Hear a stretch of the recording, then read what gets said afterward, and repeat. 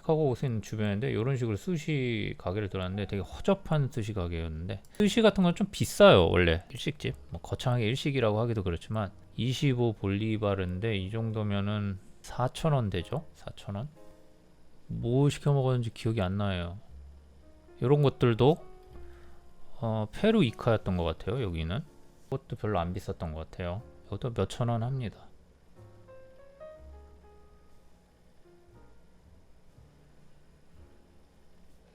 조식이 제공되는, 여기는 호텔이었고요. 제가 사 먹어야죠. 생과일 주스. 이건 그냥 후라이드 치킨이었던 것 같네요. 요런 것들도 팔아요. 요거는 나름 무슨 삼계탕 비스그무니 했는데 나쁘진 않았던 것 같아요. 이런 것도 몇천 원 안 했어요. 볼리비아는 물가가 싸니까 이렇게 과일들을 직접 갈아줘요. 이것도 그렇게 비싸진 않았던 것 같아요.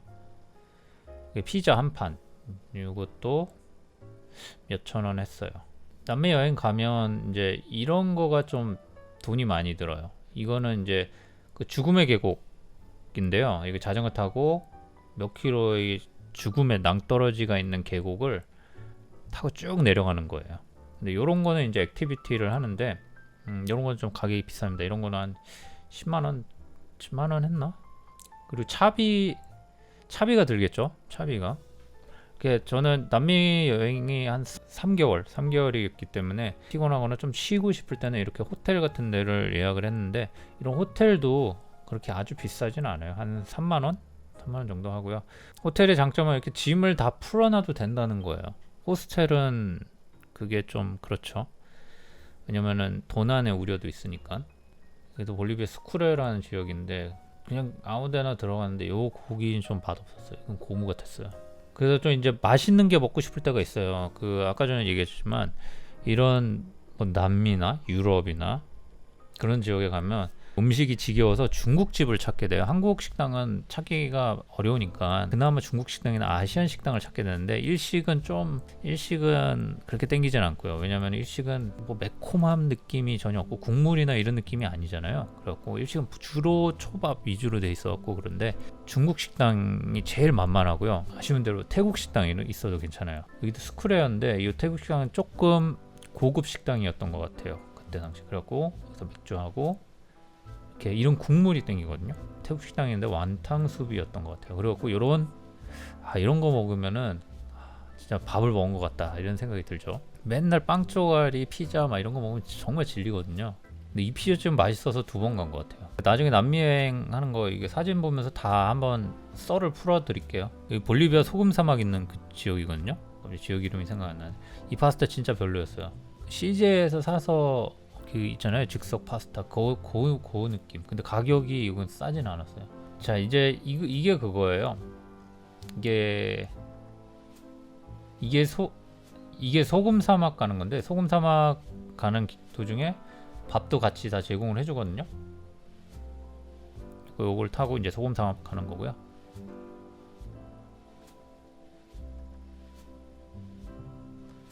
그러면 이런 소금 사막 몇 개만 맛보기로 보여드릴게요.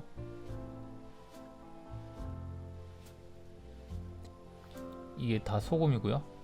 물이 차 있을 때가 있고 건기 우기가 있는데, 물이 차 있을 때가 조금 더 예뻐요. 물이 차 있는 사진을 찍은 게 있는데요. 요렇게 물이 조금씩 차 있죠. 근데 이 우기 때는 물이 여기 꽉득 차 있기 때문에 오히려 여기가 조금 더 깨끗하게 완전히 유리처럼 돼요. 여기는 조금 듬성듬성 이렇게 나와 있죠.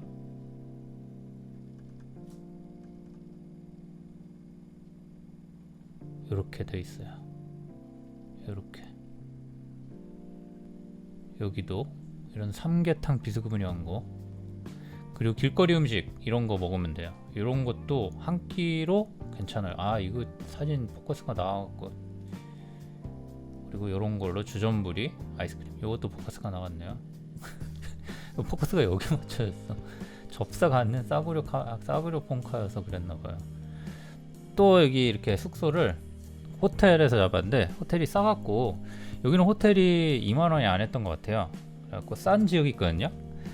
보면은 가격이 지역마다 다르기 때문에 싼 지역에서는 이렇게 조금 럭셔리하게 호텔에서 자고 합니다. 그래봤자 뭐 2만원 안에 호텔에 오면 호강을 합니다. 이렇게 짐을 다 풀어놓을 수 있는 이게 너무 좋아요. 그게 제일 좋고, 대신 이제 다른 사람하고 교류를 할 수 없는 게 조금 안타까운 거죠. 요리나 여기도 거기서 먹었던 요것도 얼마 안 했어요. 여기 단체로 사람들끼리 모여서 먹었는데, 여기가 다음 새벽 아침에 갔을 때 그때는 조금 물이 조금 더 찼네요. 여기서 만났던 친구입니다. 브라질 여자애. 요거 뭔지 모르겠네. 자, 요렇게 와인 파티도 하고 했습니다. 자, 여기는 포르투 갔을 때인데요. 음식 위주로 좀 설명을 할게요. 아무래도 식비, 숙박비 뭐 이런 거 위주로 하니까 이런 거를 먹기도 합니다. 이건 여기 나갔네. 이게 해물죽, 비싼 것도 먹어요. 비싼 거도. 이거는 무슨 생선 요리였는데, 이렇게 먹을 때 이렇게 다양하게 먹으려면 동행을 만나서 먹는 게 좋아요. 왜냐하면 이렇게 다양하게 여러 개를 시켜갖고 종류별로 먹을 수가 있거든요. 그리고 식비도 적게 나오고요. 이러면은 4명이서 모여서 하면 인당 뭐 한 만원 얼마 정도 안에서 해결이 되거든요. 이런 미니 와인, 술 많이 못 드시는 분들 이런 거 사서 드셔도 되고요.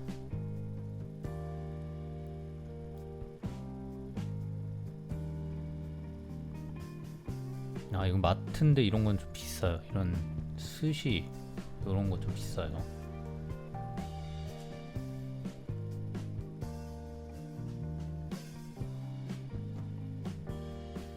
네, 좀 고급 레스토랑도 옵니다.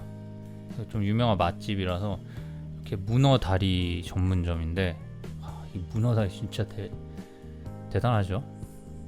이거 혼자 먹은 건 아니고 둘이서 먹었습니다. 이렇게 하고, 요 무슨 밥도 아닌 뭐 특이한 거 하고 이렇게 레모네이드 해갖고 맛있습니다. 자, 이런 송아지 스테이크, 이것도 아주 비싸지 않아요. 요거는 세트로 먹었는데 세트에 15,000원이었나? 정확히 기억은 안 납니다. 하여튼 아주 비싸진 않았어요. 15,000원이었는지 2만원이었는지 송아지 이렇게 하고 뭐 에피타이저 나오고 후식으로 뭐 커피 나오고 음료수 나오고 했던 그런 건데, 이렇게 먹고. 근데 이런 거를 매일 먹을 필요는 없거든요. 이런 걸 매일 먹을 필요는 없으니까, 물론 여행 기간이 짧으면은 뭐 여행 기간이 3박 4일이다 그러면은 먹어야겠지만, 그런 게 아니라 좀 장기로 나가신다 그러면은 이런 걸 매일 먹을 일도 없고 매일 먹어도 질리고요. 그러니까 식비를 상당히 아낄 수 있습니다. 그러니까 포르투 같은 경우는 밥 먹고 숙소에서 여기 나와서 죽치고 앉아 있고 그러면은 끝이에요. 여기도 걸어서 왔나 그랬거든요. 그러니까 숙소 위치도 중요해요. 숙소 위치도 뭐 정말 뭐 차 타고 멀리 간 위치를 잡아놓으면 교통비가 또 들 거니까, 그런 것들도. 아, 여기 도로강변인데 정말 아름답습니다. 여기 여기 포르투에 가면 여기 도로강변 여기 위에 언덕 있거든요.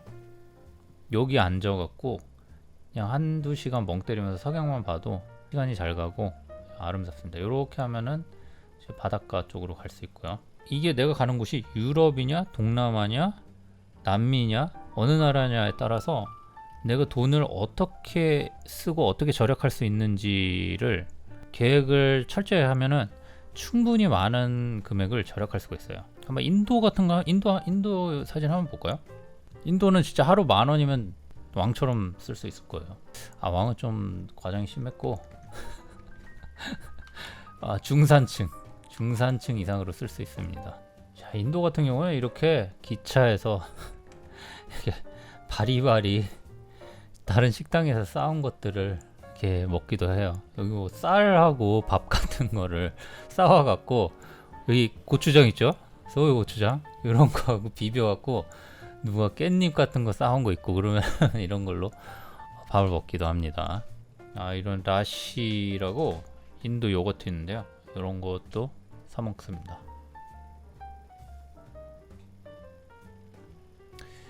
겐지스 강입니다.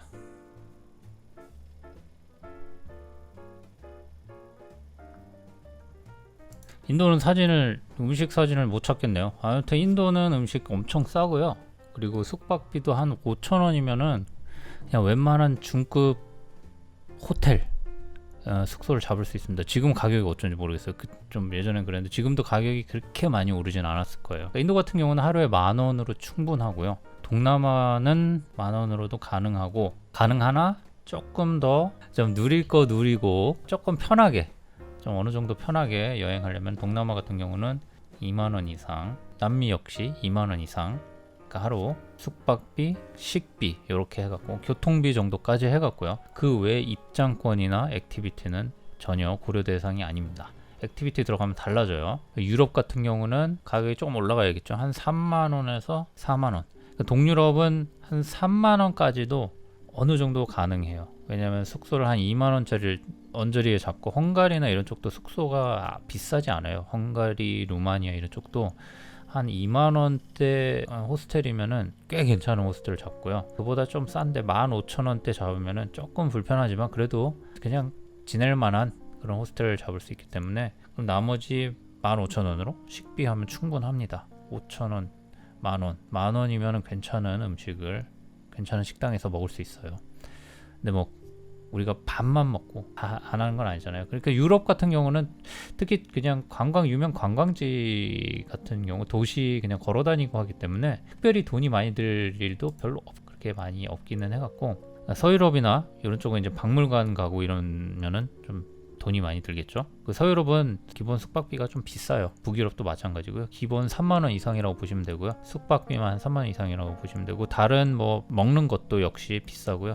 대신 식료품을 사갖고 호스텔에서 해먹으면 뭐 서유럽이나 북유럽도 그렇게 비싸진 않아요. 왜냐면 식료품 자체는 이렇게 마트에서 사는 거는 비싸진 않거든요. 파스타는 엄청 쌉니다. 파스타, 면은 엄청 싸요. 그렇게 하시면 되고, 아프리카 같은 경우는 솔직히 조금 뭐 혼자 개별적으로 배낭여행 다니기가 조금 불편하기 때문에 교통이나 이런 쪽에 있어서 좀 많이 들 거예요. 그러니까 남미 같은 경우도 교통비가 많이 들어요. 남미 같은 경우도 많이 드는 게, 하루 지출 비용, 숙박비, 식비까지 해서 3만원이면은 웬만큼 퉁치고 갈 수 있고요. 2만원에 3만원까지면 퉁치고 가는데, 우리가 남미 갈 때 한 국가에 한 도시에만 있는 게 아니잖아요. 그러니까 여러 국가, 여러 도시를 가야 되기 때문에 콜롬비아, 페루, 그리고 소금 사막 같은 건 투어도 해야 되고, 그런 투어도 한 10만원 꽤 돈이 많이 들고요.